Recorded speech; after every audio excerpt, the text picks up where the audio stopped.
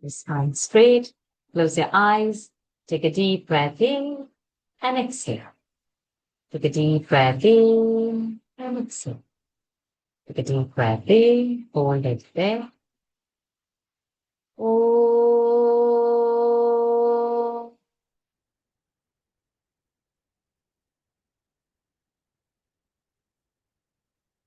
Oh.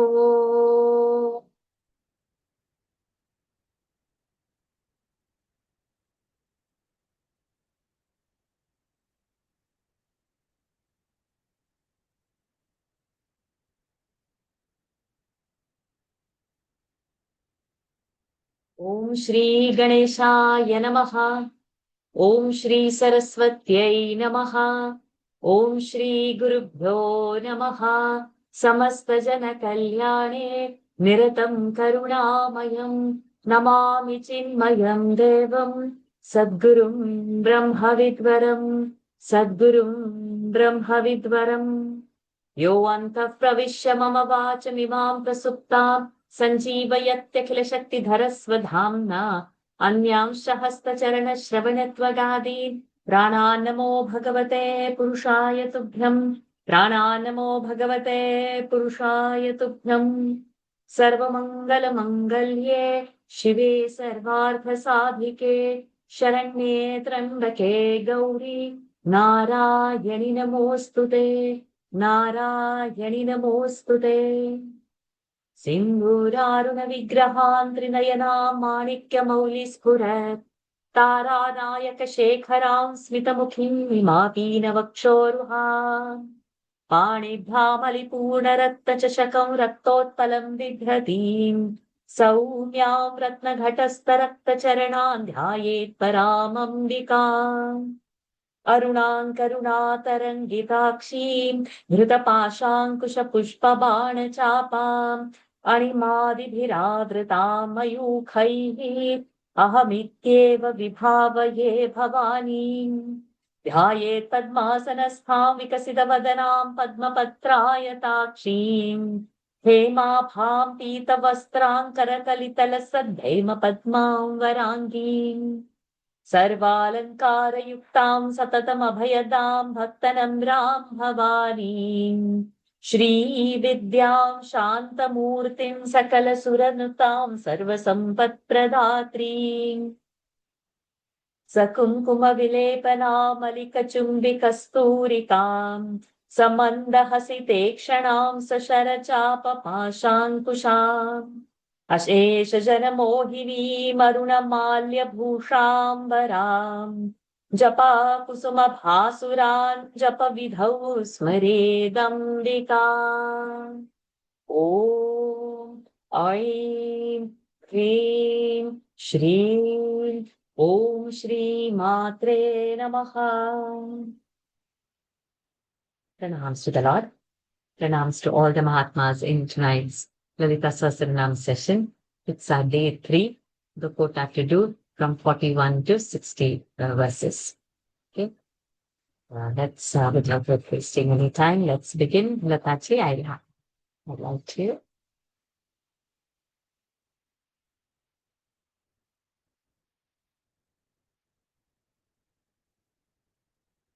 Verse number 41. Bhavani भावनागम्या भवारण्यकुठारिका Bhavani भावनागम्या भवारण्यकुठारिका भद्रप्रिया भद्रमूर्तिर्भक्तसौभाग्यदायिनी भद्रप्रिया भद्रमूर्तिर्भक्तसौभाग्यदायिनी Bhavani भावनागम्या भवारण्यकुठारिका भद्रप्रिया भद्रमूर्तिर्भक्तसौभाग्यदायिनी. In this verse, the Mahaprana is bha, coming frequently. So we will have to hold it throughout. And in the second line, the first, the word has a dvitva, bhadra priya. So bha is also having that pressure, bhad. So the is included. And dra will have pressure of pre. So bhadrap. An extra ip sound for dra and extra the sound for bha. Bhadrap priya. So this we should not miss. Bhavani bhavana gamya bhavaranya kutarika bhadrapriya bhadramurter bhakta saubhagyadayini bhakti priya bhakti gamya bhakti vashya bhayapaha Bhakti priya bhakti gamya bhakti vashya bhayapaha Shambhavi Sharadharadhya Sharvani Sharmadayini Shambhavi Sharadaradhya Sharvani Sharmadayini Bhakti priya bhakti gamya bhakti vashya bhayapaha Shambhavi Sharadaradhya Sharvani Sharmadayini. So the first word starts with the Dvitva. Bhakti Priya. Then Bhakti Gamya is normal. Again, Bha Mahaprana we have to hold. Bhakti Vashya. That Bha again has a stress. Bhakti. Because Bha will have a pressure. Ti is a conjunct. And Bhayapaha. Again, that Bha we have to hold over there. Shambhavi. Again, Bha we have to hold out over there. Sharadaradhya. Sharvani. E is a Dirgha sound. Ana is a Murdhani Nakara. Sharmadayini. Ni is Dirgha. Bhakti Priya, Bhakti Gamya, Bhakti Vashya, Bhayapa. Try not to say Bhakti Vashya. So Bhakti Vashya, that Ya sound also has to come. Bhakti Priya, Bhakti Gamya, Bhakti Vashya, Bhayapaha. Shambhavi Sharadaradhya Sharvani Sharmadayini. Shankari Shrikari Sadhvi Sharachandra Nibhanana.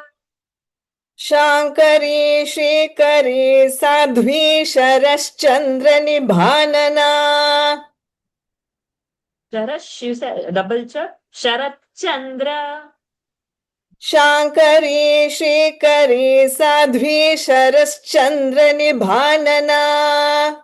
You are having sh over there, you are having Sharash. Yeah. So it should not be sh, it will be double ch. Sharachandra, double ch. Okay. Shankari Shrikari Sadhvi Sharachandra Nibhan. So Sharash is happening. So it's not Sharash, Sharachandra, Sharach, double ch. Sharachandra. Yes. Shankari Shrikari Sadhvi Sharachandra Nibhanana. Correct. So sh, normal regular sh, then r, then double ch. Chandra's ch, double ch. So Sharat Chandra. Shato, so it is not, so many people chant over here with Anuswara. It is not Shanto, it is Shato. Shato Dari Shant. So next word is Shanti. First is not Shanti. Shato Dari Shanti Mati Niradhara Niranjana. Shatodari Shantimati Niradhara Niranjana. Shankari Shrikari Sadhvi Sharachandra Nibhanana. Shatodari Shantimati Niradhara Niranjana. Shankari Dirgha I, Shri Kari Dirgha I, Sadhvi Dirgha, Sharat Chandra Racha. So R will have a pressure and R will include one half cha of the next cha. Sharat Chandra Nibhanana. That Bha is a Mahaprana. Sha to Dari. Ri is Dirgha. Shantimati is Dirgha. Niradhara. That Dha is a Mahaprana. Niranjana. Shankari Shrikari Sadhvi Sharachandra Nibhanana. Shatodari Shantimati Niradhara Niranjana. Nirlepa Nirmala Nitya Nirakara Nirakula. निर्लेपा Nirmala नित्या निराकारा निराकुला निर्गुणा निष्कला शांता निष्कामा निरुपप्लवा निर्गुणा निष्कला शांता निष्कामा निरुपप्लवा निर्लेपा निर्मला नित्या निराकारा निराकुला निर्गुणा निष्कला शांता निष्कामा निरुपप्लवा. The nirupaplava, over there is only one dvitva. Rest all pronunciations are plain. So not to stop on any knee. All knees are short knees. So you should not say nirlepa, don't drag. Nirlepa. Finish up. Go from that knee to the next word quickly. So that knee will remain short. Nirlepa nirmala nitya nirakara nirakula. Nirguna nishkala shakara is murdhi. Nishkala nirguna nishkala shanta nishkama nirupaplava. Even for nishkama, shakara has to be murdhani. Next. नित्यमुक्ता निर्विकारा निष्प्रपंचा निराश्रया नित्यमुक्ता निर्विकारा निष्प्रपंचा निराश्रया नित्यशुद्धा नित्यबुद्धा निरवद्या निरन्तरा नित्यशुद्धा नित्यबुद्धा निरवद्या निरन्तरा नित्यमुक्ता निर्विकारा निष्प्रपंचा निराश्रया नित्यशुद्धा नित्यबुद्धा निरवद्या निरन्तरा. All plain and easy, all rasvanikaras and nishprapancha. Over there we have to be careful to say murdhani shakara, nishprapancha. Nityamukta nirvikara nishprapancha nirashraya Nityashuddha nityabuddha niravadya nirantara Nishkarana nishkalanka nirupadhir nirishwara निष्कारणा निष्कलंका निरुपाधिर्निरीश्वरा निरागारागमथनी निर्मदा मदनाशिनी निरागारागमथनी निर्मदा मदनाशिनी निष्कारणा निष्कलंका निरुपाधिर्निरीश्वरा निरागारागमथनी निर्मदा मदनाशिनी. In this, the first two alphabets have, the first two words have Murdhani Shakara. Nishkarana, Nishkalanka. See, Nish. So if you touch the tongue to the roof, that mouth and the lip position will change. Nishkarana, Nishkalanka. Then, for the first time, in the second line, we have the Dirghani. It's not Niraga. Niraga. So it is Dirgha sound. So we'll deliberately have to bring a Dirgha now over here. Then Raga Mathani, that knee is Dirgha. And Madanashini, that knee is also Dirgha. But in Nirmada, that knee is short. So we'll have to make that difference. Niraga, Nirmada. So short sound, long sound. Okay. Nishkarana, Nishkalanka, Nirupadhir, Nirishwara. Niraga, Raga, Mathani, Nirmada, Madanashini.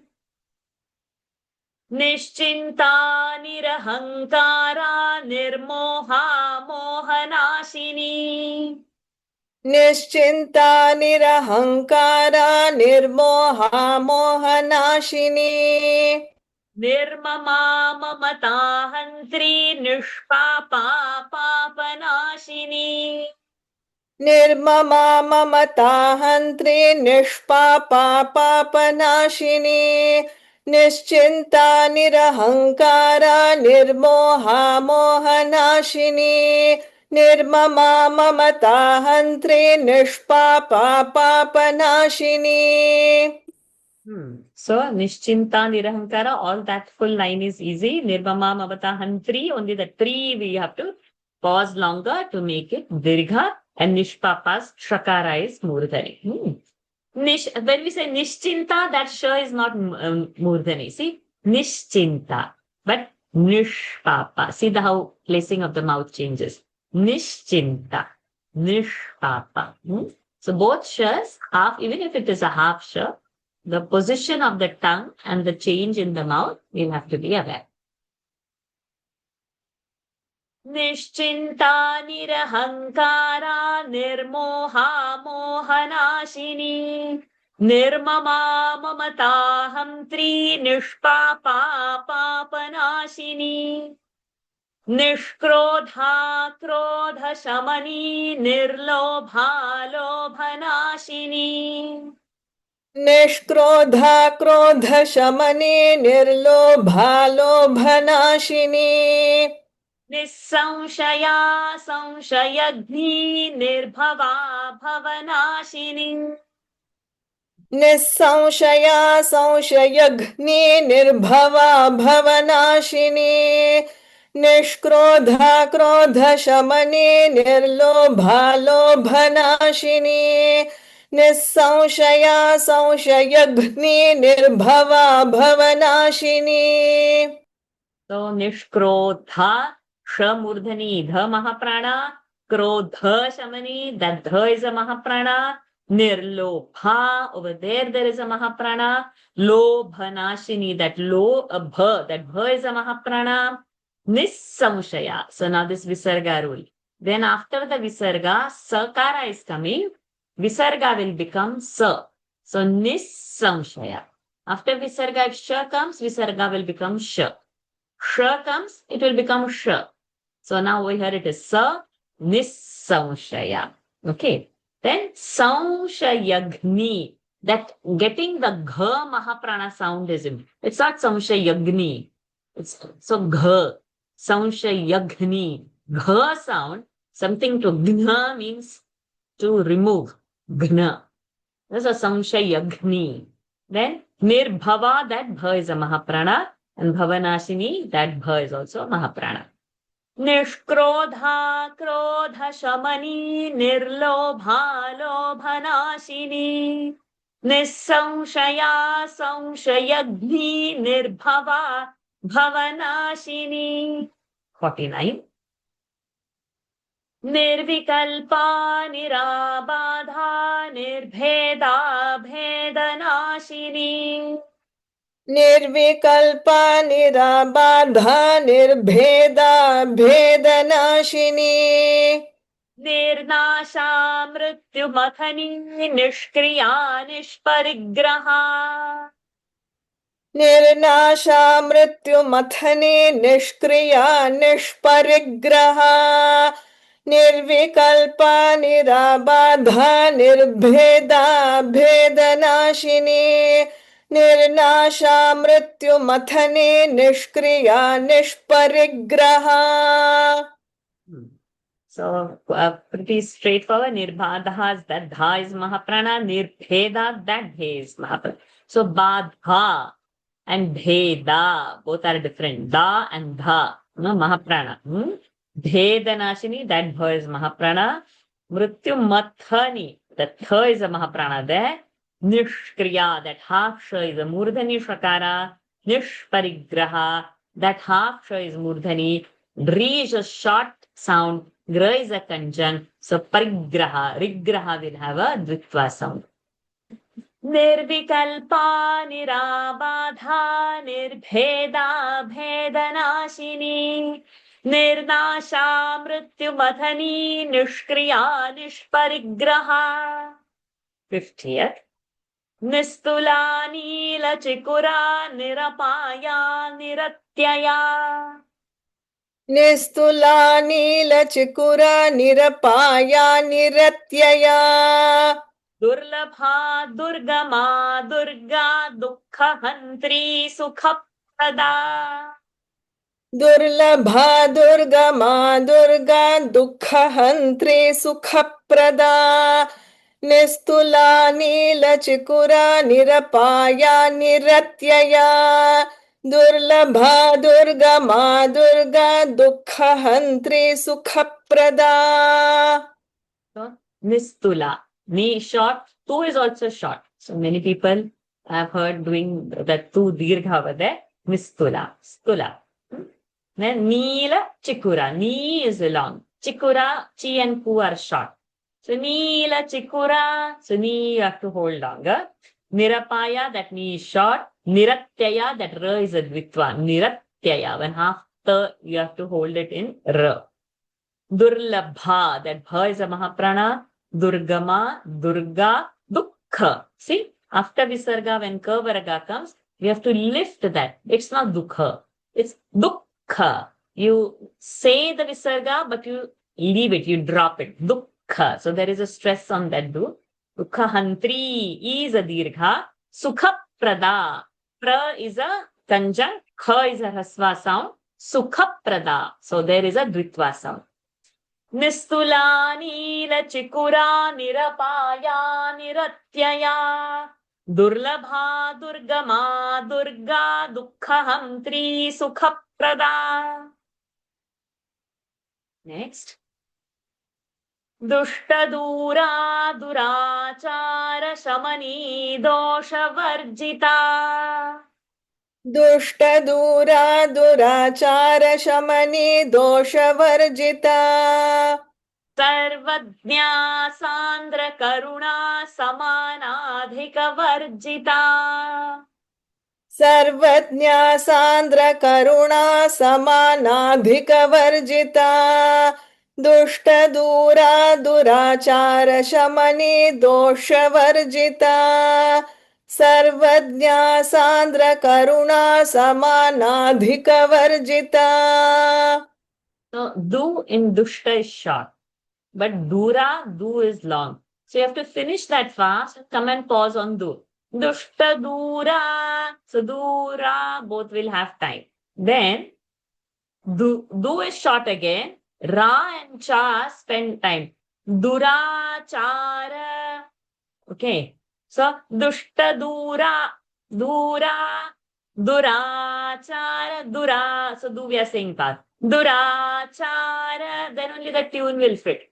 If we don't give that full matra of a dirgha sound for ra and a cha, the tune will go haywire. Then we'll think we are chanting something wrong.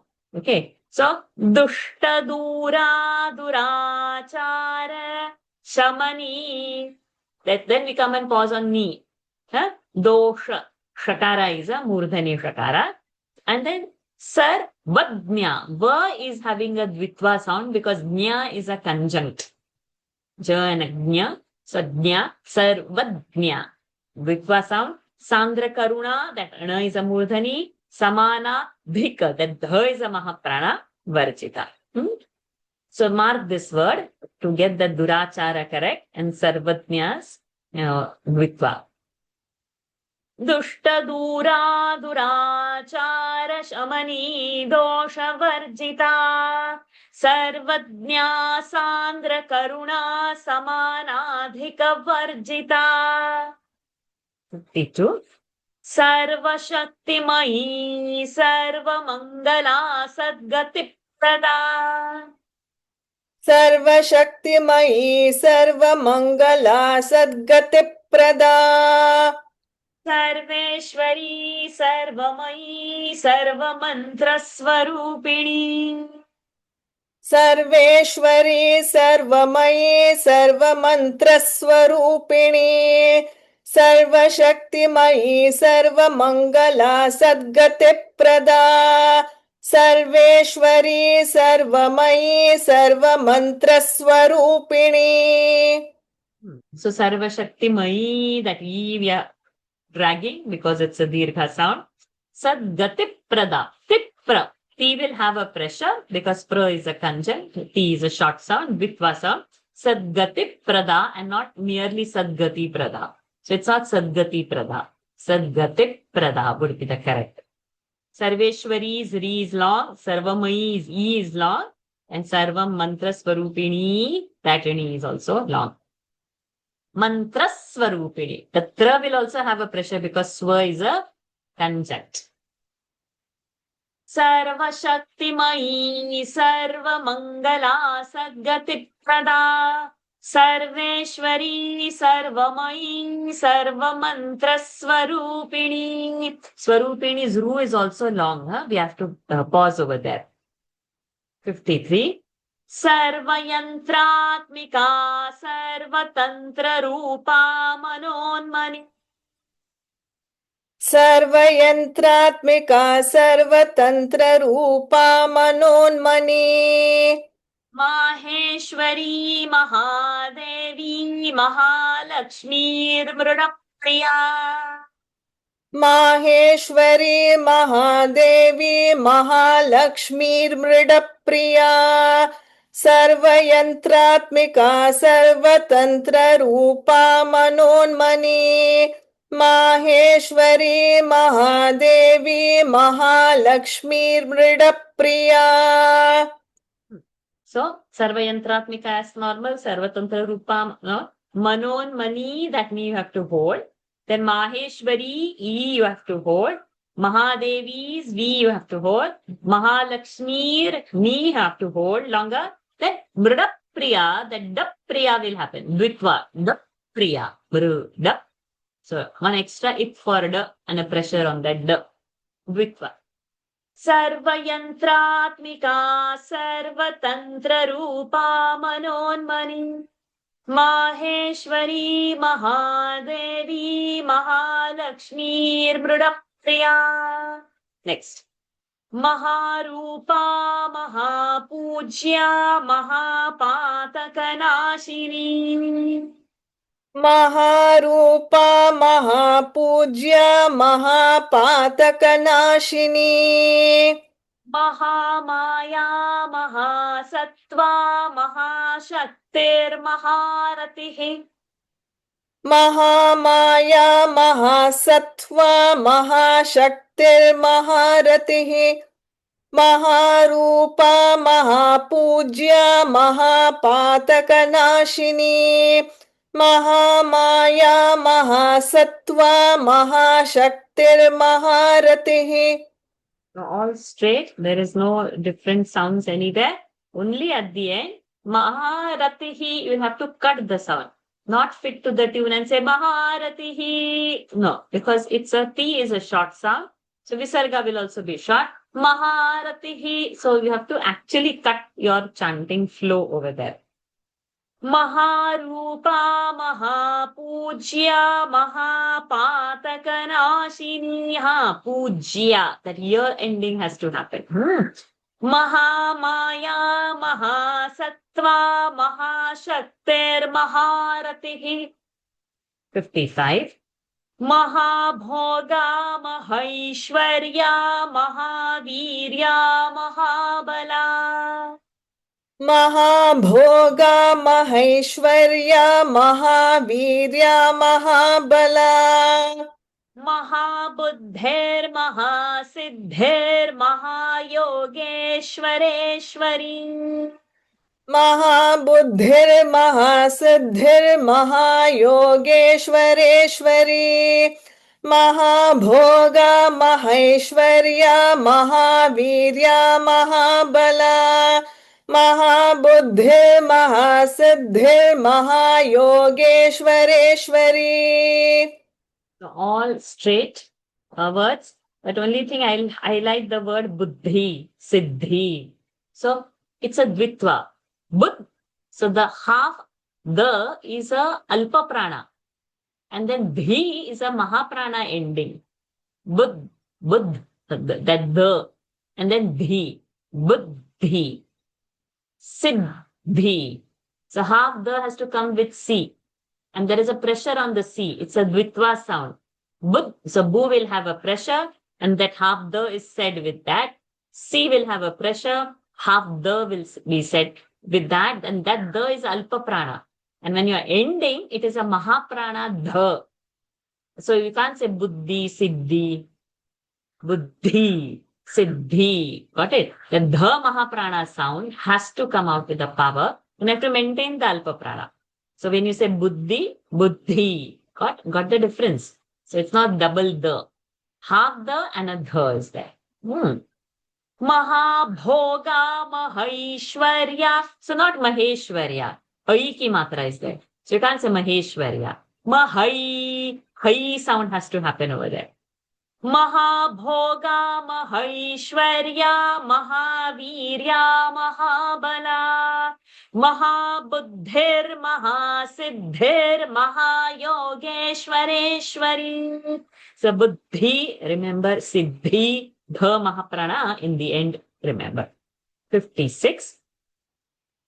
Mahatantra, Mahamantra, Mahayantra, Mahasana.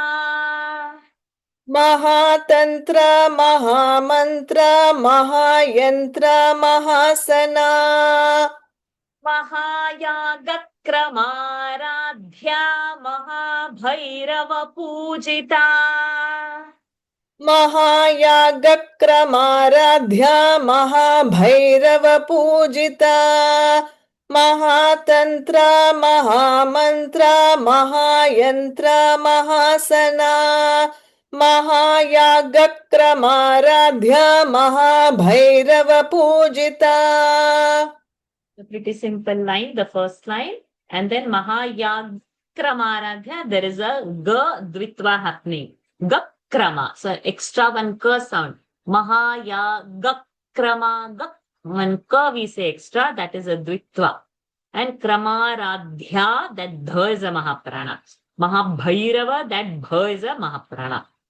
Mahatantra, Mahamantra, Mahayantra, Mahasana, Mahayagakramaradhya, Mahabhairava Pujita.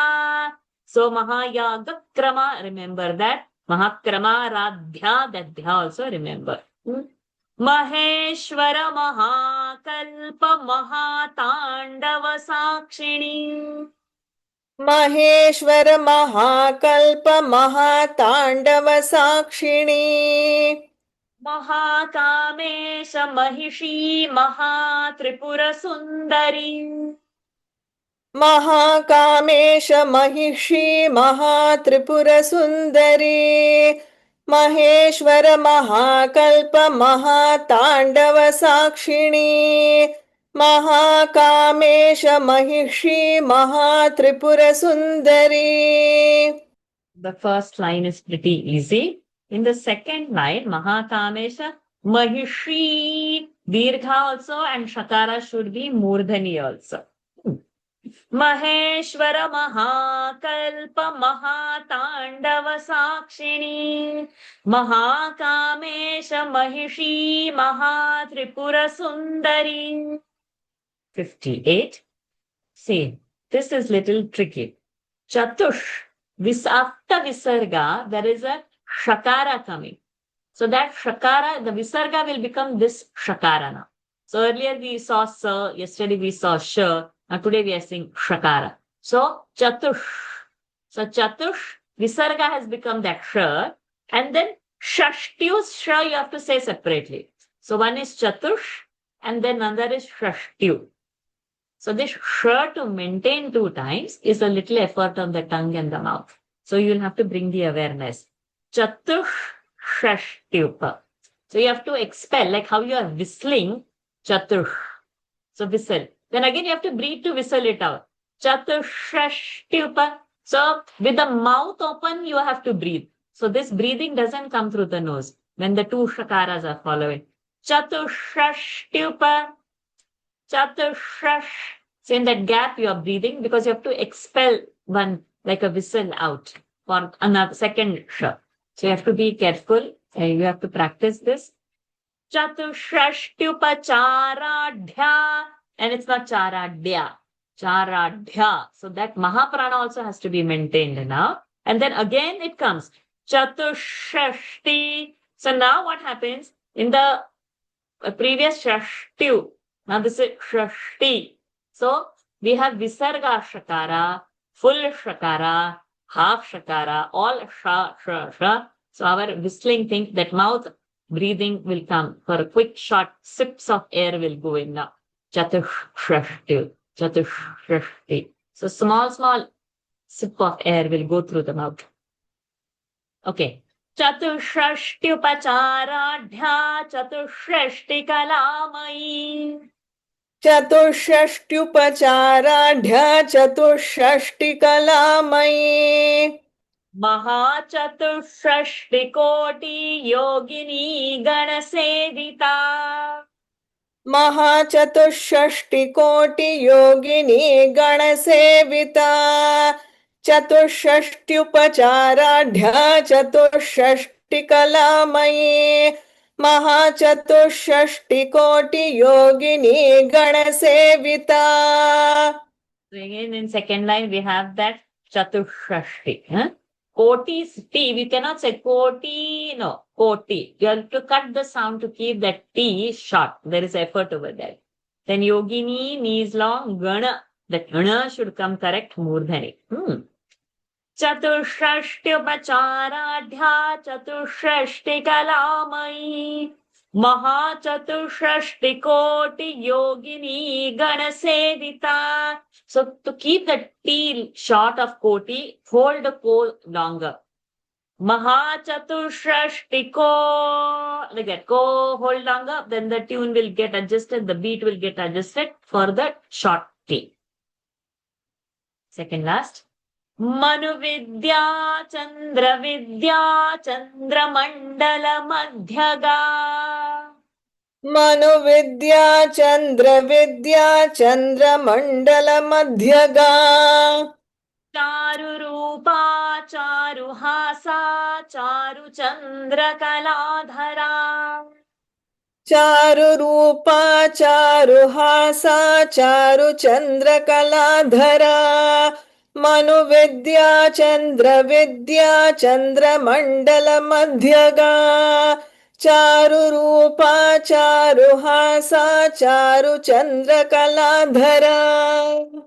So, Madhyaga, Ma is a Dvita over there. Dhya, Mahaprana you have to maintain. Then rest everything is normal.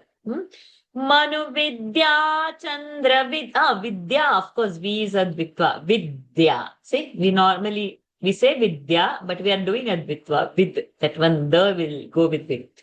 Manu Vidya Chandra Mandala Madhyaga. In Charu Rupa, the first Ru is short and Rupa's Ru is long.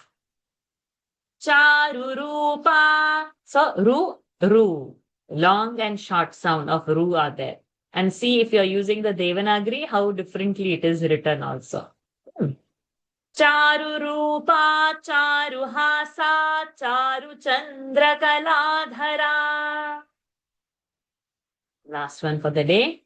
Charachara Jagannatha Chakra Rajaniketana. चराचर जगन्नाथा चक्रराजनिकेतना पार्वती पद्मनयना पद्मराग समप्रभा. पार्वती पद्मनयना पद्मराग समप्रभा चराचर जगन्नाथा चक्रराजनिकेतना पार्वती पद्मनयना पद्मराग समप्रभा. Thank you, Lataji. Because of you, we have finished so early. We have made chanting easy for everyone. It's all her grace and your teachings, Barshaji. It's a treat to hear your voice. Very nice. So now what happens in this? Padmaraga Samaprabha. Maprabha is a Dvitva. Maprabha. Yes, everything is pretty straight. Chakra. In Chakra also we have to say. And also Padma. Padma is also a Dvitva. Padma. Charachara Jagannatha Chakra Rajaniketana Parvati Padmanayana Padmaraga Samaprabha. So we have loads of time now. Anybody wants to chant any verse, any doubt, any clarification needed?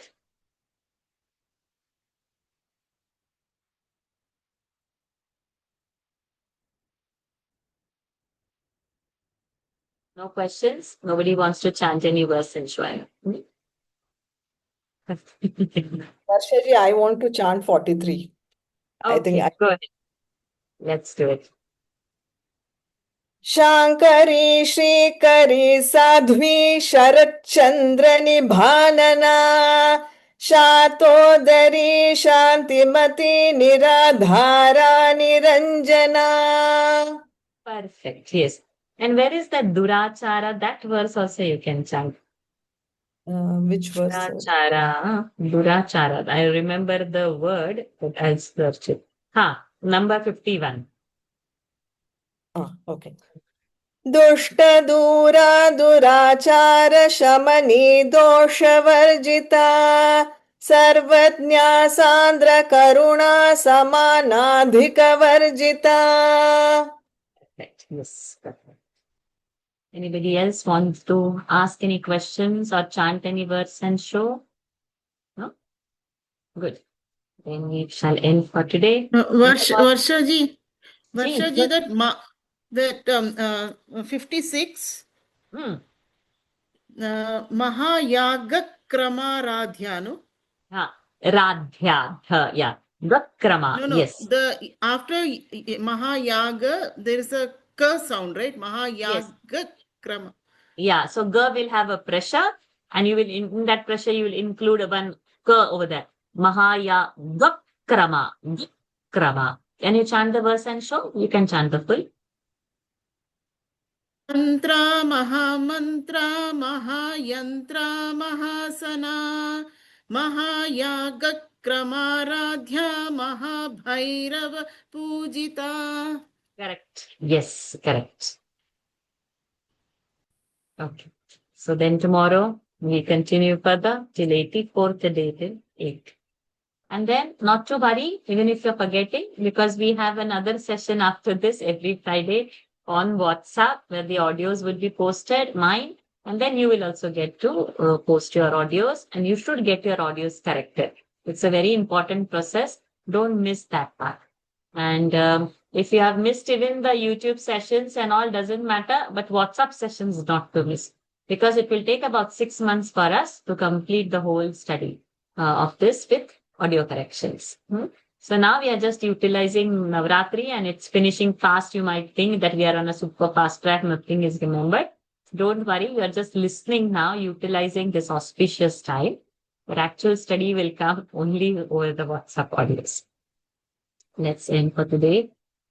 Om Purnamadav Purnamidam Purnat Purnamudachyate Purnasya Purnamadaya Purnamevavashishyate. Om Shanti Shanti Shanti. Harihi Om Shri Gurubhyo Namaha. Harihi Om Shri Durgarpanamastu. Hari Om everyone. Thank you for joining. See you all tomorrow. Hari Om.